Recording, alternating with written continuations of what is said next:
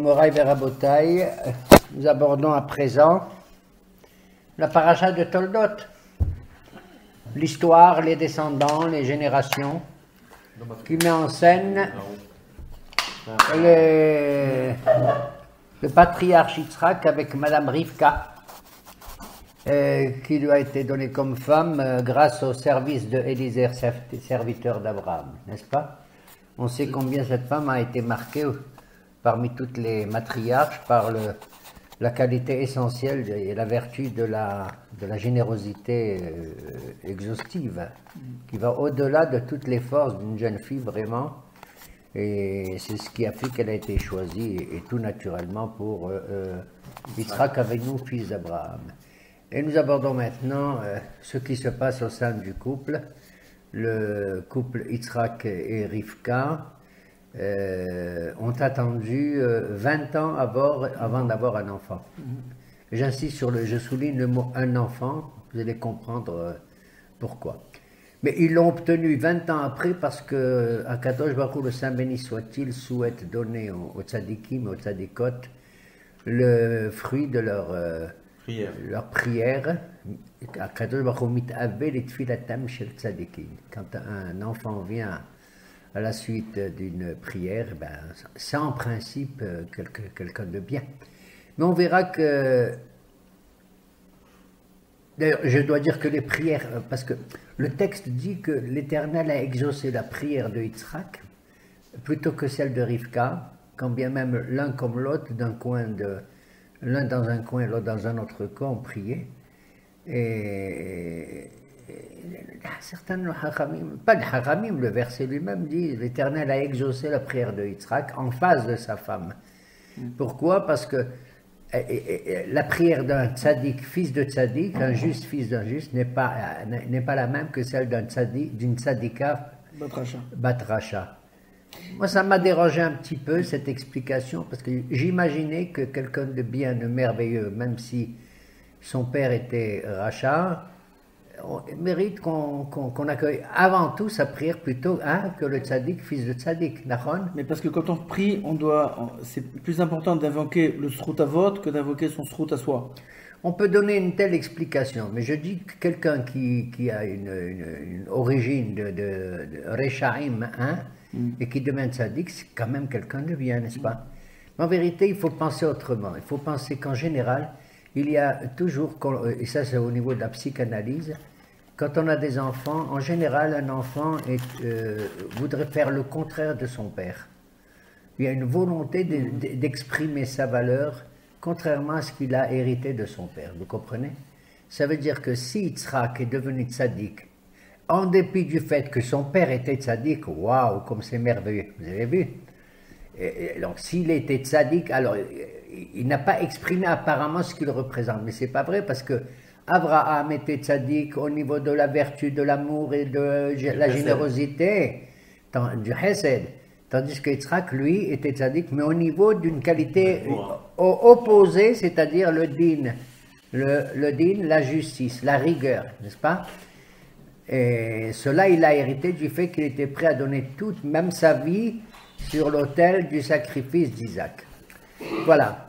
Donc on va lire le premier pasouk de la paracha, Bevakasha. Ce qui est curieux, c'est que et Sarah et toutes Rachel les matriarches ont été stériles. Quand elles avaient toutes les trois, quand elles avaient des problèmes pour enfanter, alors elles se reportaient sur leur servante, pour que leur servante enfante à leur place. Savoir, oui. Et Yitzhak, non. Elle n'a pas demandé, pourtant il a passé le temps à l'attendre 20 ans. Parmi les trois patriarches, Yitzhak sort de l'ordinaire. Je vais vous dire la vérité, quand j'ai dit il sort, c'est vraiment qu'il sort. Je dirais même, quelque part, ce personnage qui a vécu dans ce monde, bien sûr, il n'est pas dans ce monde. Ouais. Il est quelque part ailleurs depuis le moment où il y a eu ce qu'on appelle le sacrifice, la haketa de Yitzhak. C'est une neshama qui déambule ici, qui est ici. Ben, on le verra justement à propos de la paracha de cette semaine. Je reviens sur la notion de la prière du couple. Pour moi, aussi bien Rivka que Yitzhak ont mérité d'avoir une descendance. Et les Toldot, c'est le titre de la paracha. Voici les descendants de... les Toldot, et voici les descendants. parce que je donne un remèze, une allusion, comment dirais-je, mathématique, comme le dit mon frère, un de mes frères qui est mathématicien. Eh bien, quelle est la valeur numérique de Rivka? Resh, Bet, Kouf, He, ça fait Un peu ça. 327. À peu près, ouais, c'est ça. C'est pas à peu près les mathématiques. Sinon, il va m'engueuler, mon frère. 327. Rivka, c'est 300. 27. Rivka. Ouais, ouais. 300. Rivka. Oui, oui, oui, 300. 307. 307. 307. Oh. Eh ben, j'ai dit à peu près, c'est ça. 307. Et Yitzhak, c'est 208. 208 et 307. 515. 515, c'est Tfila. Il y a fait. Tefila, c'est la prière. Je trouve ça beau. C'est-à-dire pour moi, hein, d'après cette allusion mathématique. Et on les voit dans Shabbat Aniyim, etc., qu'il y a le nom de Yitzhak et le nom de Rivka face à face. D'accord? Et c'est merveilleux de voir. Pourquoi je dis ça? Parce que, je ne sais pas, il m'est difficile de définir les couples des patriarches et des matriarches. Ils sont différents les uns des autres. Peut-être qu'en étudiant un petit peu, on va en toucher un petit mot. Ce que je veux dire, c'est que il y a toujours, je ne parle pas de conflit des générations, parce que je veux ici parler du mot toldot. Voici les générations, les descendants et tout. J'insiste sur les enfants ne sont pas comme les parents nécessairement. Bien sûr, il faut les éduquer et tout, mais à un certain moment, il faut lâcher la bride. Il faut les laisser se développer eux-mêmes. C'est peut-être le fait que, je crois qu'il y a 13 fois dans tout le Tanakh, dans toute la Bible, le mot les toldot, le mot toldot, les descendants d'eux. Ils sont pratiquement tous imparfaits. C'est-à-dire, pour écrire toldot, tu écris tav, vav, lamed, daled, vav, tav, nachon, toldot, avec 2 vav, pour que ce soit une descendance pleine et entière. Donc 13 fois que le mot toldot existe, il n'y en a que 2 qui sont parfaites. C'est-à-dire que le mot toldot est écrit avec 2 vav. Tav, vav, lamed, daled, vav, tav. 13, il y a 2 fois seulement. Il n'y a que 2 fois, et tous les autres, il y a ou le premier vav, ou le deuxième. Il y a un des 2. Et les toldot Yaakov, il n'y a pas le premier. Il n'y a pas, etc. Il n'y a pas le deuxième. Quels sont les 2 qui sont pleins et entiers, c'est-à-dire qui sont plénifiants? C'est Ele Toldot Shamaim Va'aretz Behibaram, dans le chapitre 2 de Bereshit. Voici les descendants ou l'histoire, je dirais, oui, du ciel et de la terre lorsqu'ils furent créés. Là-bas, Toldot est écrit pleinement, d'accord? Et le deuxième, c'est Ele Toldot Paretz, dans le livre de Ruth, Megillat Ruth. Voici les descendants de Péretz, fils de Yehuda. Et là-bas, on donne toute la généalogie jusqu'à qui? Jusqu'à David. David Amelech, qui est le père du Mashiach. Donc vous voyez qu'à l'origine des temps, c'est Ele Toldot Shamaim Va'aretz. Voici les enfants du ciel et de la terre. Et la fin de l'histoire, c'est le Mashiach, c'est dans la Megillah de Ruth. Sinon, tous les autres Toldot, bon, ça va. Ça va plus ou moins. Plus ou moins. Ça veut dire qu'il manque quelque chose. Il manque quelque chose toujours. Il manque toujours quelque chose, et la paracha de Toldot va nous démontrer que du temps de Sarah, il y avait Ishmaël, fils d'Abraham, mais Ishmaël était aussi fils d'Agar. Il y avait Yitzhak, fils de Sarah, et fils d'Abraham. Mais on peut dire, même s'il y avait opposition entre les deux, plus ou moins, ou même pas d'opposition, il n'y avait même pas de dialogue entre eux, ils n'étaient pas frères à part entière, n'est-ce pas? Ils étaient des demi-frères, Nachon. Et même s'il y a un petit conflit de ceci, cela entre deux, on peut l'assumer, on peut le comprendre. Mais on va voir qu'en ce qui concerne Yitzhak et Rivka, ici il s'agit de 2 frères. Non seulement ils sont frères, mais ils sont jumeaux. De Yaakov et de Esav. Les enfants de Yitzhak et Rivka, c'est Yaakov et Esav. Alors, Ve'ele toldot Yitzhak ben Abraham, Abraham holid et Yitzhak. Voici les enfants de Isaac, fils d'Abraham. Sachez qu'Abraham a engendré Yitzhak. Dis-moi, qu'est-ce qu'on m'apprend là? Fils spirituel, fils biologique. Si tu me dis que Yitzhak c'est le fils d'Abraham, pourquoi tu insistes et tu me dis Abraham c'est le papa de Yitzhak? Biologique et spirituel. Hein? Toi tu dis biologique et spirituel? Peut-être. Mais néanmoins, en vérité, nos sages nous disent parce qu'il y avait un doute sur l'origine de la naissance de Yitzhak. étant donné qu'Abraham a dû affronter à 2 reprises les assauts, entre guillemets, de la Ta'ava de Paro et d'Abimelech. Et les gens, les mauvaises langues, rapportaient à droite et à gauche que ce bébé qui s'appelle Yitzhak qui est né, il est peut-être le fils d'Abimelech, certainement, et pas celui d'Yitzhak. Et Akadosh Baruch Hu a fait en sorte que le visage d'Abraham ressemble au visage de Yitzhak. Il se ressemblait terriblement, terriblement, et c'est ce qui a permis de dire, voilà pourquoi, voici l'histoire et les enfants de Yitzhak, fils d'Abraham. Sachez que c'est vraiment Abraham qui a engendré Yitzhak, son fils. Moi, j'ajouterai autre chose, je dirais, ça m'étonne qu'au niveau spirituel, Yitzhak puisse être le fils d'Abraham. Pourquoi? Parce qu'Abraham, c'est le Chesed, et Yitzhak, c'est le Din. Comment est-ce que le Chesed, il peut engendrer le Din? Vous avez compris? Alors on te dit, voici le Din qui était le fils de la générosité. Sachez que la générosité, le Chesed, a engendré le Din. Ça veut dire qu'on le veuille ou non, c'était merveilleux. Il y a une égalité, il y a un amour fou entre ces deux qualités inverses, entre Abraham et Yitzhak. On l'avait vu à propos de la Hakeda, vous vous souvenez? Quand Yitzhak dit papa, et son fils il dit mais voici mon fils. Hein? C'est-à-dire que le père comme le fils ont adopté la qualité qu'il y a en face d'eux. Et ça c'est merveilleux, elle va être concrétisée dans le 3e patriarche, en l'occurrence Yaakov Avinu. Verset 2. ויהי יצחק בן 40 שנה, בקרתו את רבקה בת בתואל הארמי, מפדן ארם, Isaac est âgé de 40 ans, lorsqu'il a épousé Rivka, fille de frère de Lavan, fille de Bethuel, et il a prise comme femme. On nous indique ce qu'on savait déjà, mais c'est pour montrer que, sachez qui c'est cette femme, et vous comprendrez pourquoi il va y avoir des problèmes à la suite. Parce que c'était la fille de Bethuel, qui était un rachat, la sœur de Lavan, le trompeur. On fera connaissance de lui un peu plus, on a déjà fait connaissance avec lui auparavant, et il n'avait pas d'enfant. En général, nos hachamim disent, quand tu veux épouser une femme, tu regardes d'abord dans sa famille ses frères, les frères de la femme, ils se ressemblent. Tu crois, Isaac a épousé cette femme, Rivka, qui était la sœur de Lavan? Je crois pas. Ben oui, et pourtant oui, et pourtant oui. C'est peut-être pour indiquer sa grandeur et sa valeur à cette Rivka, qu'en dépit du fait qu'elle a vécu dans un tel milieu familial, elle était une tzadika. Voilà pourquoi on insiste ici. On continue.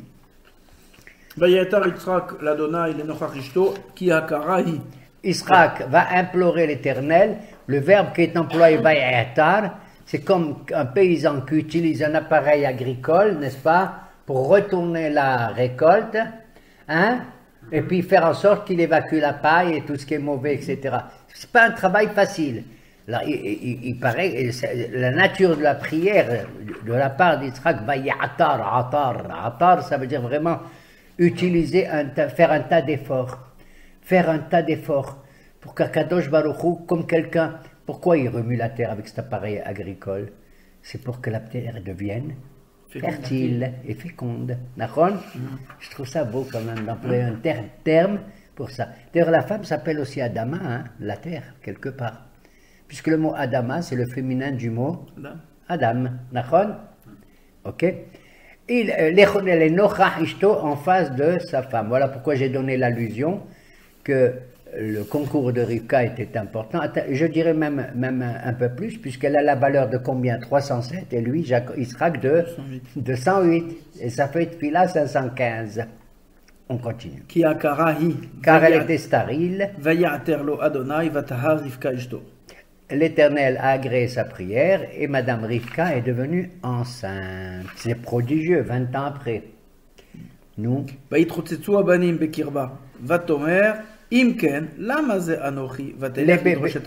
bébés se font du bruit, frétiller, plus que frétiller, courir terriblement dans son ventre. Elle a dit, pourquoi ceci m'arrive? Lamazé anochi. Je n'ai pas compris ce que ça veut dire, pourquoi ceci sur moi? Pourquoi ceci sur moi? Zé anochi. Elle est allée demander conseil devant l'Éternel, demander conseil devant l'Éternel, ça veut dire interroger un sage, un tzaddik, un hacham. probablement à l'époque, ça devait être, elle a dû aller à la yeshiva de Shem et de Ever. D'accord. Maintenant, le texte nous dit, on le sait, Abanim au pluriel, les bébés. Mais elle ne le sait pas. Et si elle va voir les conseils d'un sage, c'est de nos jours comme si tu vas faire l'ultrason ou l'échographie pour interroger le prophète ou le sage, d'accord. Mais elle ne sait pas ce qu'elle a. D'ailleurs, le Midrash nous raconte et nous dit que Rivka est allée voir des femmes pour les interroger. C'est la première fois qu'elle ressent ça. Elle dit, dites-moi, vous étiez enceinte, comment ça s'est passé? Oui, bon, il y avait des contractions, il y avait ceci, on a eu la péridurale peut-être, tout ça, tout ça. Elle leur dit, moi, c'est pas possible. Elle dit, que je sois assise, que je sois debout, que je sois couchée, etc. J'ai toujours mal et je sens qu'il y a la bagarre dans mon ventre. Il y a la bagarre dans mon ventre. Je passe devant une discothèque. Brrr, on dirait que le bébé qui est moi, il veut sortir. Je passe devant une synagogue. Brrr, on dirait qu'il veut sortir.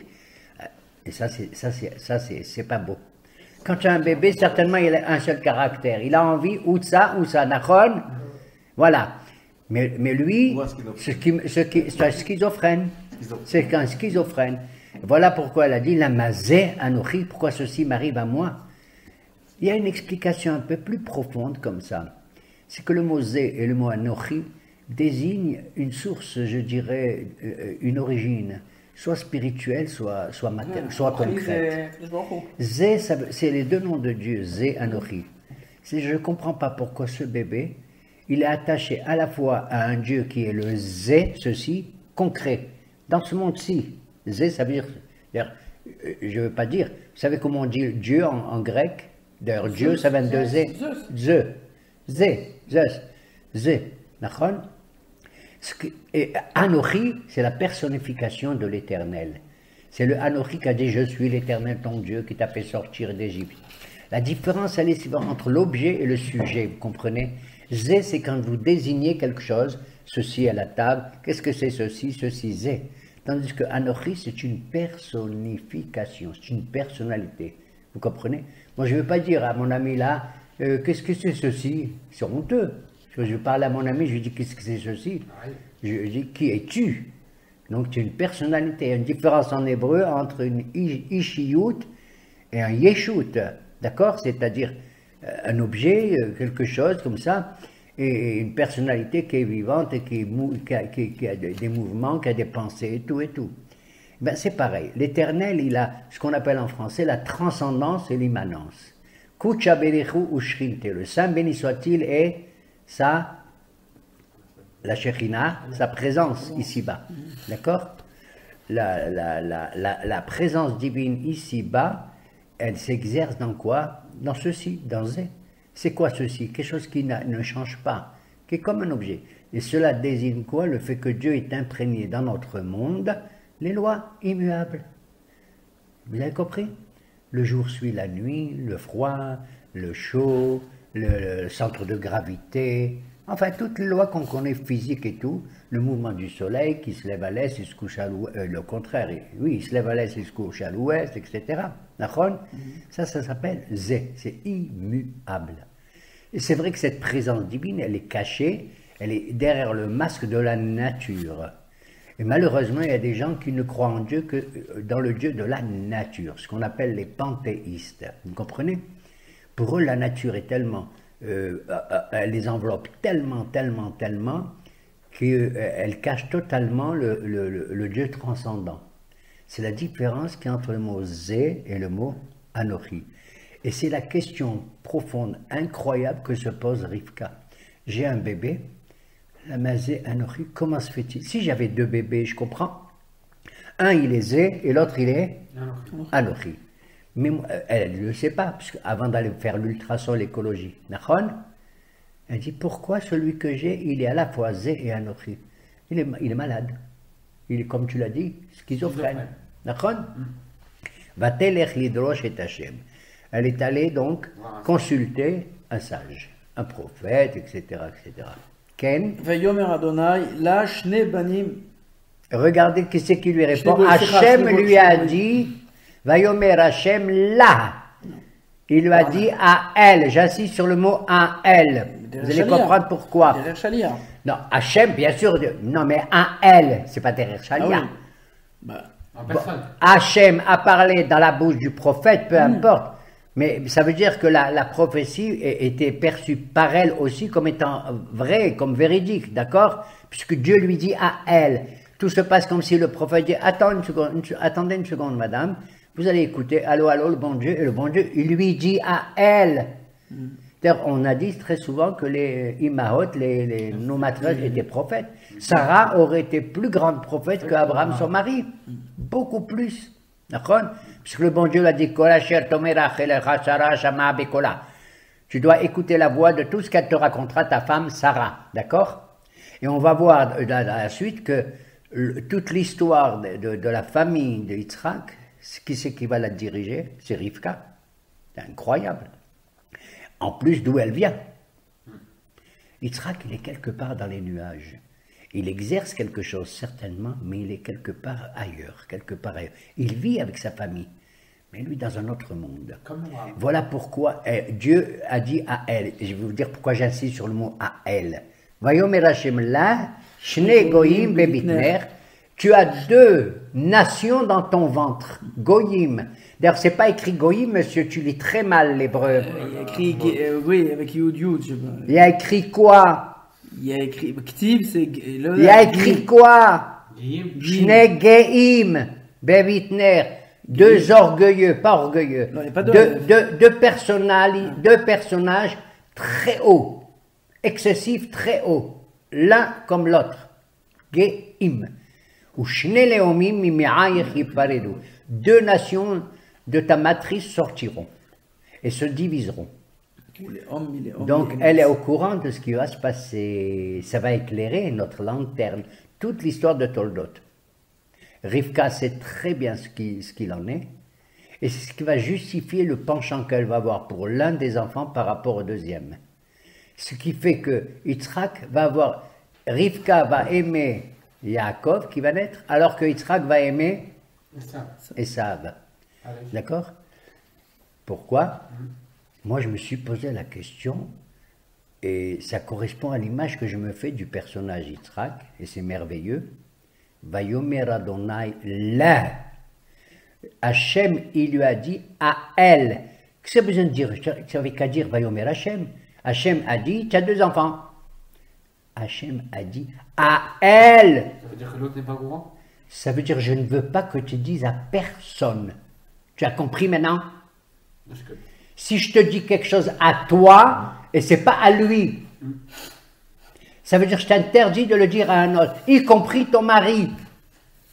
D'accord. C'est qu'il explique que Yitzhak va exercer son amour pour Esav, Nachon, entre guillemets. Je dis entre guillemets parce que j'aime pas ça, le rachat, j'aime pas dire ça, mais disons. D'accord?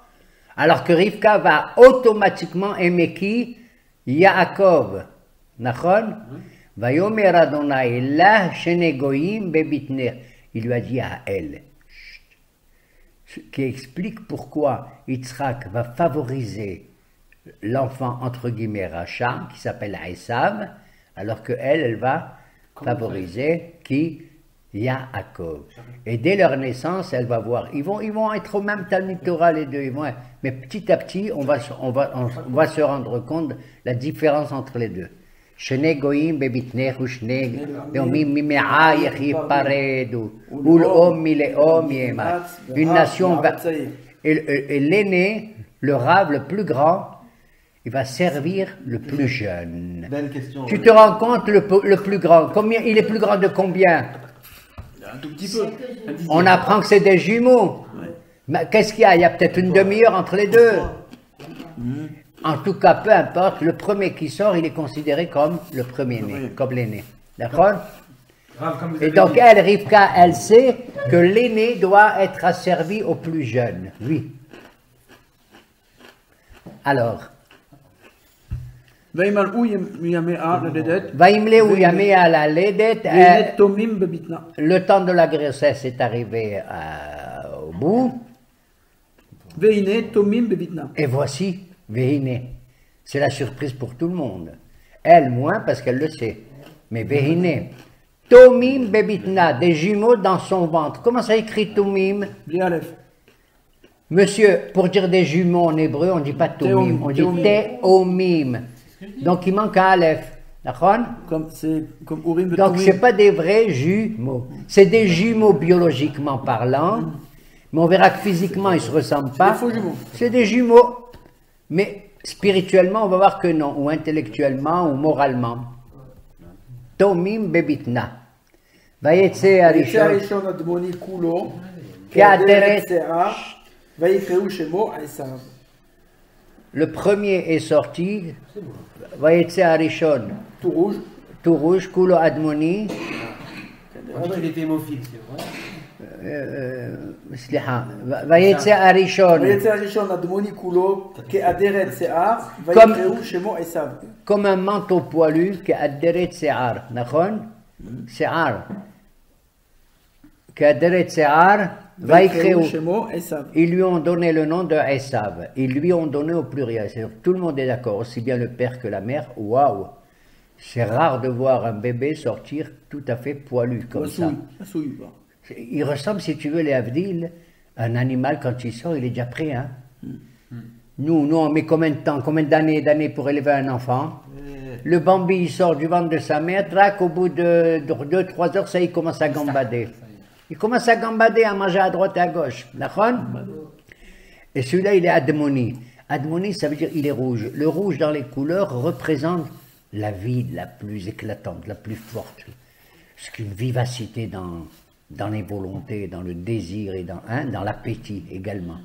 C'est-à-dire, on est tous intéressés, pas intéressés relativement, par nos sens. Si tu mets un bonbon rouge et un bonbon jaune, moi je prends le rouge, toi aussi. Mets aux enfants comme ça, tu vas voir. Le rouge attire beaucoup plus que les autres couleurs. Et lui, il est attirant comme ça.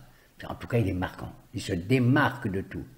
Avec les poils, Kulo Admoni, n'est-ce pas? À tel point que tout le monde va l'appeler Esav, Ésaü, parce que le mot Esav va du mot Asouya. Il est parfait, entièrement fait. Il lui manque rien. Il lui manque rien. Nous, on a un bébé, on attend que les cheveux commencent à pousser, et les petits ongles et tout ça et tout. Lui, ça, il est parfait. Le côté rouge peut être excitant au sens propre du terme, comme au sens figuré, mais peut être, ça dépend comment on l'utilise. J'ai connu un autre rouquin, bien rouquin, moi. David Ameler. Il était Admoni, mais seulement Yefe'enaim Vetov Roi, avec des yeux beaux et un regard magnifique, une apparence extraordinaire. Poil de carotte. Vous comprenez? Ça veut dire que les yeux représentent les idées, représentent le regard que tu jettes sur les choses. Tandis qu'ici, non. Il est Admoni, uniquement et entièrement poilu. C'est bien d'être poilu, pourquoi pas? Moi, il y en a qui ont des barbes, j'ai rien contre moi ça. Hein, vous non plus. J'espère que vous n'êtes pas contre les barbus et tout et tout. D'ailleurs, il y a un psaume de David qui dit à propos d'Aaron, le frère de Moshe, Zekan Aaron Sheored Alpi Midotav, la barbe de Aaron qui descend sur ses valeurs et ses vertus. D'accord? Et il y a la rosée qui tombe sur sa barbe et tout. Vous voyez ce que je veux dire? Oui, j'espère que vous voyez. Et donc, Esav, il est Asouya. À tel point que tout le monde est d'accord, Vaikreu, tout le monde au pluriel l'ont appelé Esav. Ensuite, après quoi est sorti son frère, et sa main donnait le talon de Esav. Vaikra au singulier, il l'a appelé Yaakov. Non, c'est Wahdo. C'est Yitzhak. Je ne sais pas moi qui c'est qu'il l'a appelé Yaakov. Peu importe lequel, c'est Il seul. écrit, il l'a appelé, pas elle l'a appelé. Donc Ouais, c'est ouais, ou ouais. Yitzhak, ou Ouais, tout comme simplement, j'oserais dire c'est le bon Dieu. Oui. ויצחק בן 60 שנה בלידת אותם. Et Yitzhak avait 60 ans lorsqu'il les a engendrés. Donc 20 ans, elle est restée stérile. Oui. Alors, on connaît tout de Esav. Déjà, dès que tu vois cet enfant arriver au monde, tu te dis, tu sais très très bien pratiquement où ça va le conduire, où c'est. Il est plein de vie, C'est l'homme de la construction, c'est l'homme de l'extérieur, c'est l'homme des champs, comme on va le voir et tout. C'est l'homme de la chasse et tout. Alors que l'autre, il est halak. Il a comme tous les bébés qu'on a, ouais, la peau bien lisse et tout. C'est tout. Ouais. Il a l'air de rien. Et en vérité, on a le sentiment que des deux, celui qui va jouer le rôle le plus important et qui pouvait jouer le rôle le plus important. Et moi, j'aurais souhaité qu'il joue le rôle le plus important. Je vous dis la vérité. J'aurais prié le bon Dieu pour qu'Esav y revienne et qu'il soit vraiment aussi important que le sera plus tard Yaakov. Esav représente déjà la perfection totale. Il est déjà arrivé au monde tout près. Mamash, il a toutes les disponibilités en lui. Tout est pour réussir. Mamash pour réussir. Physiquement et même le côté rouge qu'il a en lui. Alors que l'autre, qui est encore comme ça tout imberbe, pour ainsi dire, il faudra du temps. La preuve, c'est quand il est né, un il est sorti et l'autre il attrape le talon de Esav, ce fameux Yaakov, voilà pourquoi il s'appelle Yaakov. Il attrape le talon de son frère et tout comme ça. Je vous dis la vérité, toute cette histoire me fait de la peine, mais elle va justifier, si vous voulez, tout ce qui va se passer après. C'est que Esav, qui avait toutes les qualités, il n'a pas eu honte d'échouer dans son œuvre. Il aurait pu réussir, d'autant qu'il est le fils de Rivka, lui aussi. D'autant que j'aurais voulu qu'il n'y ait pas de l'opposition radicale entre Yaakov et Esav, entre j'allais dire, maintenant je le dis d'avance en me plongeant dans l'avenir, entre le judaïsme et le reste des nations, que représente Esav à travers Rome, à travers aussi, quelque part, une certaine philosophie du monde occidental, pour ne pas désigner une autre religion qui est prédominante dans le monde occidental. Vous comprenez? Voilà pourquoi tout ce qui va se passer après, on sait que Rivka, elle sait très bien comment conduire l'affaire et que Yitzhak n'est pas du tout dans cette affaire-là. D'accord? On continue.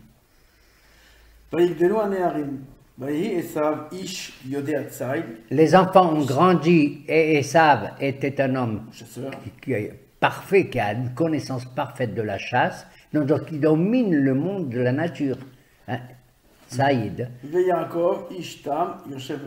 Alors que Yaakov était un homme simple, c'est-à-dire anonyme, comment on dit, neutre, hein? Tam. Anonyme. Tam. Yoshev Alim.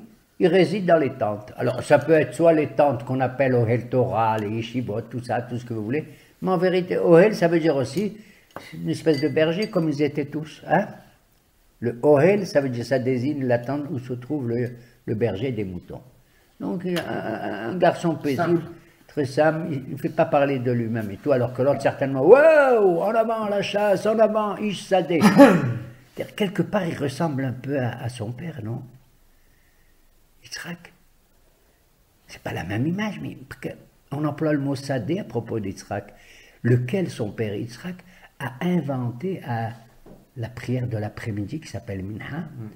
Dans le texte, il est dit, c'est Yitzhak la Souah Basadé.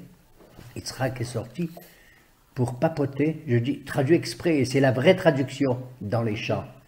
Et le papotement, les mots les plus simples qu'il prononce dans la nature, Yitzhak, dans les champs, eh bien, vont créer la prière de Minha. C'est un homme qui est vraiment ancré dans le monde de la nature, c'est-à-dire dans le monde des lois, dans le monde du din, etc. Et on voit qu'ici, Esav ressemble tout à fait à ce niveau-là à qui? À son père Yitzhak. À son père Yitzhak. Alors que l'autre, il est Tam Yoshev Alim. Ken?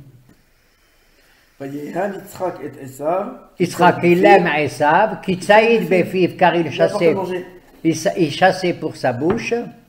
Verivka, Ohevet et Yaakov. Verivka, Ohevet et Yaakov. Vous voyez la différence entre les deux dans le couple? Yitzhak aime Esav parce qu'il était tsaïd befiv, alors que Rivka, elle aime tout simplement Yaakov sans motif, sans aucun motif. Parce qu'elle est au courant de tout, d'une part. Et puis, elle aime cet enfant, cette spécialité. Elle sait qu'il n'est pas parfait, je le répète. Yaakov n'est pas parfait du tout. Mais elle sait qu'il le deviendra. Et elle sait qu'entre Yaakov et Esav, plus tard, il va y avoir une dualité, que ce duo va conduire vers une dualité, que Esav qui représente la perfection parce qu'il recherche immédiatement la perfection. Esav est un homme qui veut tout de ce monde, immédiatement. Alors que Yaakov, il sait qu'il n'a pas tout dans ce monde. Il doit faire des efforts lents, progressifs, pour aller vers une certaine perfectibilité. La perfection n'est pas atteinte, nulle part. La perfection n'est pas atteinte. On doit accéder vers le Anochi, la personnification, comme j'ai dit, le Dieu de Anochi, mais il faut passer par le Zé. Et le Zé doit conduire vers le Anochi. Voilà pourquoi Rivka a dit Lamazé Anochi. Vous avez compris? Yaakov, plus tard, comprendra qu'il va faire le lien. Il faudra qu'il passe un tas d'épreuves. D'ailleurs, il va s'enfuir plus tard à la fin de la paracha parce que son frère risque de le tuer après ce qui s'est passé. Après le vol, entre guillemets, du droit d'aînesse, et après aussi la tromperie pour obtenir la bénédiction de son père. Et il doit quitter les lieux immédiatement sur les instructions de sa mère et de son père pour pas que Esav ce que Esav veut, pour éclairer, quand vous lirez la suite de la paracha, cette paracha, c'est où j'ai tout, où j'ai rien. On raconte d'ailleurs à propos de Tsaïd Béfi que Yitzhak aimait Esav parce qu'il chassait pour sa bouche. Qu'est-ce que ça veut dire chasser pour sa bouche? Ça veut dire qu'en vérité, il avait un discours comme un chasseur, qu'il posait des questions pertinentes, incroyables. Tac! Moi j'étudie des halachot, moi dans le Shulchan Aruch, je les étudie et tout. J'ai pas la tête ailleurs, vous comprenez? Je peux pas avoir globalement une vision générale de tout un problème. Esav, oui. Il est allé un jour, une fois, Esav avait une qualité d'abord, un respect inouï de son père. Il lui apportait à manger. Et il raconte que même quand il servait son père, qui était aveugle à ce moment-là, il mettait le costume le plus beau, par respect pour son père. Un jour, un rabbin, je crois que c'est Rabben Gamliel, ou Rabbin Shimon Ben Gamliel, il a dit, je vais vous dire mes enfants, moi, une chose. Quand j'ai étudié la paracha de Toldot, j'étais ébloui par le respect qu'Esav il avait vis-à-vis de son père. Moi, je n'ai pas fait 1/100 de ce qu'il a fait à Esav. Parce que moi, quand je sortais me balader, me promener, je mettais le plus beau costume, et quand je servais mon père, je mettais un blue jean. Je mettais un blue jean. J'estimais que c'était suffisant. Tandis que Esav avait un manteau magnifique, qui s'appelait d'ailleurs les Bigdei Hamuto, qu'il avait hérité de Nemrod, qu'il avait hérité de Adam Arishon, et c'est avec ça, alors que même son père ne voyait pas, il servait son père. Moi, je n'ai pas fait 1/100 de tout ça. Et jusqu'à l'âge de 15 ans, si vous voulez, ils avaient les deux 15 ans, Esav allait poser des questions à son père, comme s'il s'intéressait aux règles de la moralité, de la Torah, si vous voulez, en gros, de l'époque. Hein? Et il a dit, papa, c'est merveilleux de voir combien la Torah va instituer qu'il faut prélever la dîme dans tout ce qu'on va manger. C'est vrai ou pas? Il faut donner 10% quand tu récoltes tes pommes, tes salades, etc. etc. Hein? Je comprends. Mais il y a une chose qui me dérange énormément, papa. Je dis, qu'est-ce que tu as, mon fils, qu'est-ce qui te dérange? Il dit, parce que le prélèvement de la dîme, ça veut dire, j'ai le droit de manger quelque chose, que si je donne 10%, j'extrais, pour ainsi dire, ces 10% qui sont une espèce de kdusha, de sainteté, que j'offre aux Kohen et aux Lévi. Nachon? Que eux ils vont manger dans le temple et tout et tout. Et c'est merveilleux de participer comme ça, socialement et religieusement, de donner 10% et tout, dans tout ce qui est les fruits, les légumes et tout. Eh bien oui mon fils, bien sûr c'est merveilleux, ça je trouve magnifique. Il lui a dit, mais il y a une chose qui me dérange. Il lui a dit, quoi mon fils? Comment ça se fait qu'on ne prélève pas la dîme du mélah et du teven, du sel et du foin? Ouais. Le foin, c'est les résidus du blé, le teven. Vous savez, quand vous nettoyez le blé, l'avoine, les épeautres et tout, il y a du teven qui sort de la paille. D'accord? Ça veut dire, moi je ne comprends pas. Si la sainteté sort de tout ça et tout, pourquoi est-ce qu'on ne donne pas le maaser du sel et du Teven. Yitzhak n'a pas su répondre, son père. Il a dû lui dire, peut-être, c'est mon fils, c'est possible que tout ce qu'on donne, c'est les produits végétaux qui ont une certaine vie, qui donnent de la vie et tout. Alors que le sel, ça vient du règne inanimé, du monde inanimé. C'est comme de la pierre, hein, le sel. Là que ça vient. Minéral. On ne fait pas pousser le sel, non, c'est du minéral. Et le Teven, tu vas donner du Teven à qui? À qui tu vas donner, toi, du Teven? Chevaux. Il est sorti, et ça, et il a réfléchi philosophiquement, il a dit, non, moi, j'accepte pas ça. Isaac, et son père, il lui a dit, écoute, mon fils, de toute façon, on va faire ce que la halakha nous dit, elle nous demande. Commençons à prélever la dîme des végétaux. On verra un peu, peut-être plus tard, mon cher Rabbeinu ou un autre, il va donner des explications, ou peut-être le bon Dieu, il va décider qu'on prélève aussi peut-être plus tard. Mais pour l'instant, moi, je ne prélève pas la dîme du sel et du Teven. Ah oui, Esav sort. Il dit, ben, si c'est comme ça, je ne prélèverai jamais, jamais de la dîme, de rien du tout. Pourquoi? Parce que pour lui, un monde doit être parfait. Où tout ce qu'il y a dans ce monde, la halakha doit insister, d'accord? Ouais, ou tout ou rien. Accéder, ou tout ou rien. Et il a tout jeté. Vous avez compris? Il a tout jeté. Contrairement encore une fois à Yaakov qui progresse lentement. C'est ça que ça veut dire qu'il tsaïd befib. Il a trompé son père avec sa bouche. Il a chassé son père avec sa bouche. Et tout ceci, naturellement, Yitzhak ne le savait pas. Ou s'il avait une idée, bien qu'il soit frappé de cécité, on sait qu'Yitzhak avait des sens beaucoup plus développés. Dans le texte, on le verra. Il sent un personnage. Quand il a vu Jacob arriver, il a dit, oh là là, on dirait je sens que le Gan Eden est rentré. Et quand son fils Esav est venu, oh man, il a éprouvé une terreur terrible. Il a dit, je sens le Gehinnam ici. Je sens l'enfer. Comme ça, il a dit.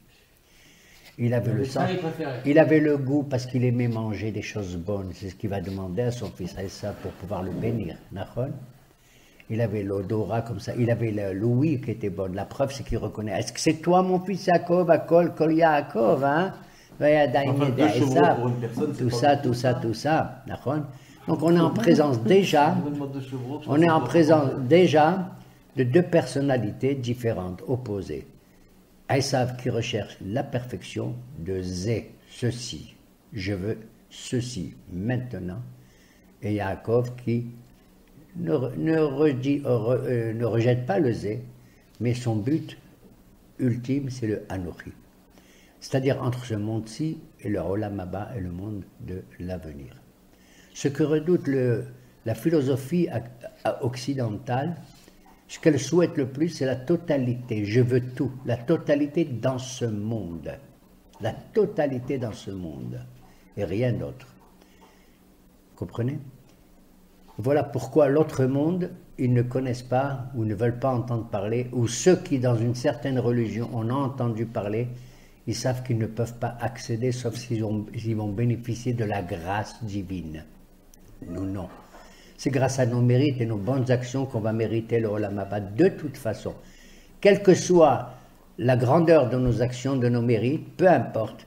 Comme il est dit dans la Gemara, Kol Israël yesh lahem helek le Olam Haba. Chaque juif, il aura droit à sa part dans le Olam Haba. Les autres aussi, mais en vertu des actions qu'ils vont faire, pas en vertu de la grâce. Voilà pourquoi ils sont dans un monde qui justement est un monde terrible pour eux. Bien que ce monde, ils veulent le développer, ils veulent tout de ce monde. Voilà pourquoi Esav rejette la dîme totale. Parce qu'un petit morceau de paille ou un morceau de sel ne l'a pas du tout satisfait. Voilà pourquoi Rivka dit la Zé Anochi. Pourquoi il y a un conflit entre le Zé et le Anochi, entre ce monde-ci et l'autre monde. Esav, il est né pour ce monde-ci uniquement. Et il fera l'effort peut-être, si c'est possible d'avoir le Olam Haba, mais ce n'est pas son but réel. Alors que Yaakov, c'est le Olam Haba. Et peut-être, il fera ce qu'il peut pour vivre dans ce monde, sur le plan social, politique. Il ne va pas toujours réussir, croyez-moi. Et c'est vrai, c'est la vérité. Voilà pourquoi il arrivera plus tard à joindre les deux bouts, comme on dit, le monde d'en haut et le monde d'en bas. Lorsqu'il fera le rêve de l'échelle, vous vous souvenez? Il arrive là-bas, la nuit tombe, exprès le soleil se couche plus tôt, et le bon Dieu lui dit, ah, il est arrivé ce tzaddik dans ma région, etc. Ouh, faire tomber la nuit, comme ça il dort, il rêve et tout, qu'est-ce qu'il rêve de l'échelle et tout. Et en se réveillant, qu'est-ce qu'il dit? Ine Hashem bamakom azeh ve'anochi. Ine Hashem bamakom azeh ve'anochi lo yadati. Dans cet endroit, c'est le lien qu'il y a entre le Zé et le Anochi, entre ce monde-ci et le monde d'en haut, qui sont représentés par le lien de l'échelle, hein, le Soulam, qui était le fruit de son rêve, et les anges qui montent et qui descendent. Il arrivera un temps où Be'ezrat Hashem, Yaakov rencontrera Esav, pas seulement dans la guerre ou dans les combats, mais où les frères reviendront les uns vers les autres. C'est ce que nous espérons, comme il est dit, Ve'alu Moshi'im Be'ar Esav, Be'ar Sion, Lishpot et Ar Esav. Il arrivera que les descendants monteront sur le mont Sion pour juger le monde de Esav et pour accepter tous les royaumes du monde, venir à Jérusalem. Ils peuvent déposer leur trône, tant mieux s'ils veulent montrer leur gloire et tout, mais ils apporteront tous leur offrande au saint temple de Jérusalem du roi David, surtout pendant la fête de Sukkot. Amen. Kene Ratzon.